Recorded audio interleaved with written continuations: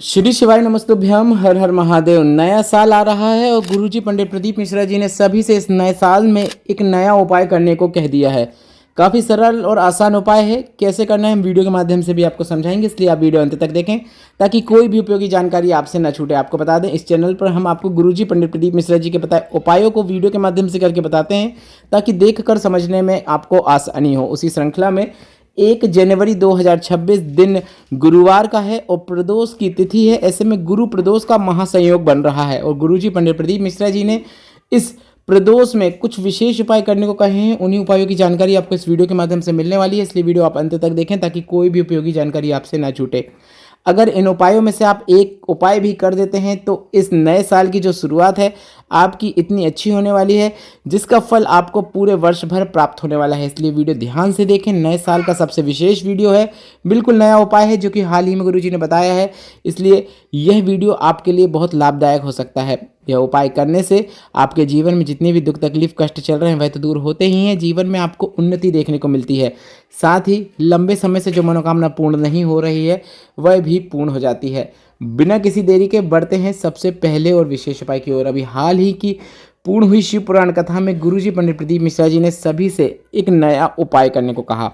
गुरुजी पंडित प्रदीप मिश्रा जी ने यह उपाय किन्हें करने को कहा है पहले यह समझ लीजिए। अगर आपके जीवन में एक के बाद एक कोई तकलीफ आती ही रहती है, कोई भी रास्ता नज़र नहीं आ रहा है, सब तरफ से हार गए हैं, जीवन में कुछ भी अच्छा नहीं हो रहा है, तो आपको यह उपाय प्रतिदिन गुरुजी ने करने को कहा है। मतलब यह उपाय गुरुजी ने कहा है कि आपको लगातार 2 महीने तक करना है। 2 महीने तक ना कर सकें तो आप कुछ दिन चुन सकते हैं, कुछ तिथियां चुन सकते हैं जिसमें यह विशेष उपाय कर सकते हैं। कुछ तिथियों में जैसे प्रदोष की तिथि है 1 जनवरी 2026 को, बहुत ही अच्छा दिन है। इस दिन से आप यह उपाय करने की शुरुआत कर सकते हैं। उपाय काफ़ी सरल और आसान है।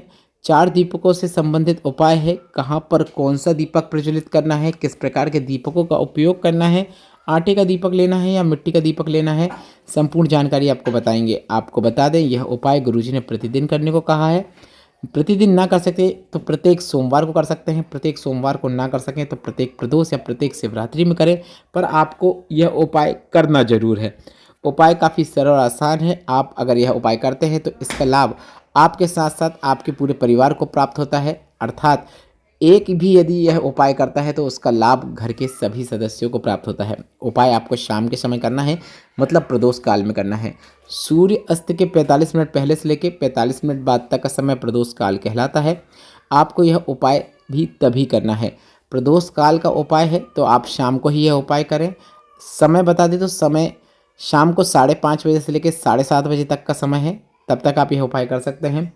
गर्मी के दिनों में यह समय रात्रि के 9 बजे तक रहता है, जो कि 7 से 9 रहता है। अभी ठंड में सूर्य उदय लेट होता है तो सूर्य अस्त जल्दी हो जाता है, इस कारण से आपको इस प्रकार से यह उपाय करना है। गर्मियों में सूर्य अस्त लेट होता है तो प्रदोष काल का समय भी आगे बढ़ जाता है। उपाय करने के लिए आपको 4 दीपक तैयार करना है। 4 दीपकों में 4 बाती रहेंगी। इसमें 2 बाती गोल रहेंगी और 2 लंबी बाती रहेंगी। दीपक आप मिट्टी के भी रख सकते हैं या फिर आटे के भी रख सकते हैं। हमने आटे के दीपकों का उपयोग किया है, जो आप वीडियो में भी देखकर समझ सकते हैं। दीपक में आप जो मिट्टी के रहें या आटे के रहें, इनमें आपको 2-2 बातियों के 2 दीपक बनाने हैं, मतलब 2 लंबी बाती और 2 गोल बाती के। और यह दीपक जो हम बना रहे हैं शिव और शक्ति के निमित्त बना रहे हैं, तो यह बात का ध्यान रखें कि आप यह पूरा उपाय करते समय श्री शिवाय नमस्तुभ्यम, नमः शिवाय, ओम नमः शिवाय या फिर माता पार्वती का भी स्मरण कर सकते हैं, भगवान भोलेनाथ का भी स्मरण कर सकते हैं। उपाय करने के लिए आपको शाम के समय एक माता पार्वती के निमित्त लंबी बाती का दीपक और एक गोल बाती का दीपक लेकर भोलेनाथ के मंदिर में पहुंच जाना है। इसके बाद आपको भोलेनाथ के मंदिर में पहुंचने के बाद दोनों दीपक को भोलेनाथ के समीप थोड़ी दूरी पे रख देना है। एक आप लंबी बाती का और एक गोल बाती का दीपक रखेंगे। किस प्रकार से रखना है आप वीडियो में देख सकते हैं। सबसे पहले हमने गोल बाती का दीपक प्रज्वलित कर दिया है, इसके बाद हमने लंबी बाती का दीपक प्रज्वलित कर दिया है। उपाय करते समय मन ही मन श्री शिवाय नमस्तुभ्यम, नमः शिवाय या फिर ओम नमः शिवाय का आप स्मरण कर सकते हैं। दीपक प्रज्वलित करें, इसके बाद आपको बेलपत्र के वृक्ष के नीचे आ जाना है। दोनों दीपक को आपको एक दूसरे के बाजू में रखना है, क्योंकि यह शिव और शक्ति के निमित्त दीपक है। एक गोल बाती का है और एक लंबी बाती का है। बेलपत्र के वृक्ष के नीचे आएँ और बेलपत्र के वृक्ष के नीचे आने के बाद जहाँ पे कोई साफ स्थान है वहाँ पे आपको दीपक प्रज्वलित करना है। आप वीडियो में देखकर समझ सकते हैं कि काफ़ी अच्छा दृश्य है। भोलेनाथ के शिवलिंग के दर्शन हो रहे हैं, इसके साथ ही साथ काफ़ी सुंदर दीपक हैं जो हमने प्रज्वलित किए हैं। बेलपत्र के वृक्ष के नीचे आ जाएं। बेलपत्र के वृक्ष के नीचे दोनों दीपक को रखना है। यहाँ पर भी आपको एक गोल बाती का और एक लंबी बाती का दीपक रखना है। दोनों दीपक रखें और दोनों दीपकों को आपको प्रज्वलित कर देना है। श्री शिवाय नमस्तुभ्यम बोलते हुए, नमः शिवाय बोलते हुए, ओम नमः शिवाय बोलते हुए मन में ही स्मरण करना है और मन में ही स्मरण करते हुए दीपक प्रज्वलित कर देना है। बस इतना ही करना है।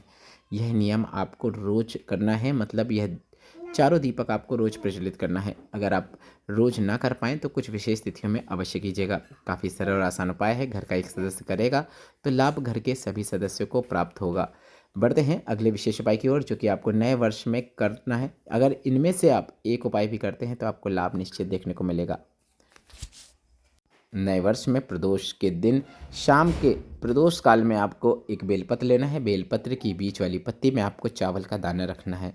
इसके बाद इस बेलपत्र को ले जाकर भोलेनाथ के मंदिर में शिवलिंग पे अर्पित कर देना है। बेलपत्र को इस प्रकार से आपको अर्पित करना है कि बेलपत्र की डंडी जलाधारी की ओर हो। इसके बाद श्री शिवाय नमस्तुभ्यम बोलते हुए, नमः शिवाय बोलते हुए, ओम नमः शिवाय बोलते हुए आप अपनी कामना कर सकते हैं।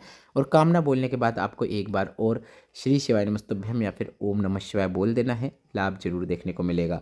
जो भी कामना है वह 3 माह के अंदर निश्चित पूर्ण हो जाती है। यह उपाय कम से कम 2 या 3 प्रदोष करके देखिएगा।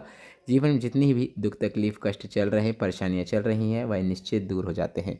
बढ़ते हैं अगले विशेष उपाय की ओर। गुरुजी पंडित प्रदीप मिश्रा जी ने अपने पिछले वर्षों की शिव पुराण कथा में शिवलिंग पे कुछ विशेष स्थान बताए थे और यह कहा था कि अगर इन स्थानों पर आप स्पर्श करते हुए अपनी मनोकामना करते हैं तो वह मनोकामना पूर्ण हो जाती है। उन्हीं स्थानों में एक स्थान है शिवलिंग में माता सुख सुंदरी के स्थान से शिवलिंग के मध्य का खाली स्थान। इस स्थान पर अगर आप 3 बार श्री शिवाय नमस्तुभ्यम बोलते हुए अपनी हथेली का स्पर्श करते हैं, इसके बाद जो भी मनोकामना है वह मनोकामना करते हैं और मनोकामना बोलने के बाद एक बार और श्री शिवाय नमस्तुभ्यम नमः शिवाय या फिर ओम नमः शिवाय बोल देते हैं तो 3 माह में वह कामना पूर्ण हो जाती है। यह काफ़ी विशेष स्थान है। यह स्थान 64 योगिनी अष्ट सिद्धियाँ नवनिधियों का स्थान है, जहाँ पर स्पर्श करते हुए अगर आप अपनी कामना करते हैं तो वह निश्चित पूर्ण होती है। अगला स्थान जो है वह जलाधारी से जल जहाँ से नीचे गिरता है वह स्थान है। उस स्थान पर भी आप अगर अपनी हथेली का स्पर्श करते हुए अपनी जो भी कामना है वह श्री शिवाय नमस्तुभ्यम नमः शिवाय या फिर ओम नमः शिवाय बोलते हुए करते हैं, वह मनोकामना भी निश्चित और शीघ्र पूर्ण हो जाती है। इस वीडियो में बताई गई जानकारी से संबंधित जितने भी आपके प्रश्न हैं वे सभी प्रश्न आप कमेंट बॉक्स के लिए पूछ सकते हैं। आप सभी को नए वर्ष की अग्रिम शुभकामनाएं। भोलेनाथ आपका नया वर्ष शुभ करें और आप जो जो खुशियां चाहते हैं वह सभी खुशियां आपको प्राप्त हो। वीडियो को लाइक करें, कमेंट बॉक्स में हर हर महादेव जरूर टाइप करें। श्री शिवाय नमस्तुभ्यम। हर हर महादेव।